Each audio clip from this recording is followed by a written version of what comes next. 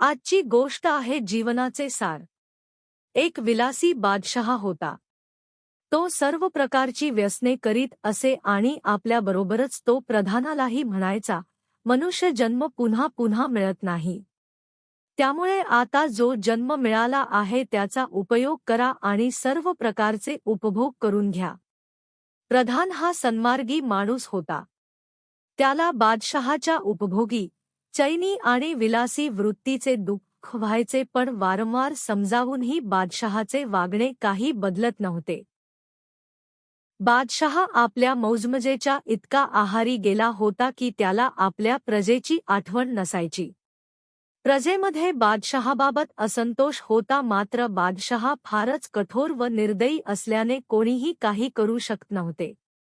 एके दिवशी प्रधानाने केलेल्या काही कामामुळे बादशहा फारच खुश झाला। त्याने दरबारामध्ये प्रधानाचा सत्कार केला व त्याला एक अत्यंत भरजरी व मौल्यवान अशी शाल भेट म्हणून दिली। पण प्रधानाने दरबाराच्या बाहेर येताच त्या भरजरी शालीला आपले नाक पुसले। ही गोष्ट नेमकी प्रधानाच्या विरोधात असलेल्या एकाने राजाला जाऊन सांगितली। बादशहाला राग आला। त्याने प्रधानाला बोलावून एवढ्या मौल्यवान वस्तूचा अनादर करण्याचे कारण विचारले असता प्रधान म्हणाला, बादशहा, मी तेच करत आहे जे तुम्ही मला शिकवत आला आहात। बादशहा विचारात पडला की आपण असे काय शिकवले। प्रधान परत बोलू लागला, महाराज, देवाने आपल्याला या शालीपेक्षा मौल्यवान असे शरीर दिले आहे, पण आपण त्याचा गैरवापर करत आहात। व्यसने, भोग यामुळे या शरीराचा सन्मान होता मोठा अपमानच आपण करत आला आहात। तो जेव्हा आपणाकडे पाहत असेल तेव्हा परमेश्वराला किती वाईट वाटत असेल की इतक्या मौल्यवान शरीराला आपण कशाप्रकारे वापरून त्याची घाण करत आहात। परमेश्वराचा प्रत्येक हृदयात वास असतो आणि त्याच शरीराला तुम्ही वाईट मार्गाने वापरत आहात।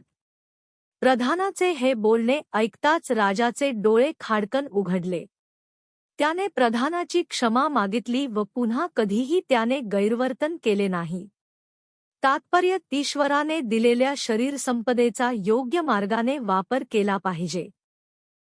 मानवाला बुद्धी, विवेक आणि ज्ञान याचे वरदान ईश्वराकडून मिळाले आहे। त्याचा योग्य उपयोग करून तो आपले जीवन सार्थकी लावू शकतो। जर तुम्हाला अशा छान छान गोष्टी ऐकायच्या असतील तर माझ्या चॅनेलला फॉलो, लाईक, शेअर आणि सबस्क्राईब करा।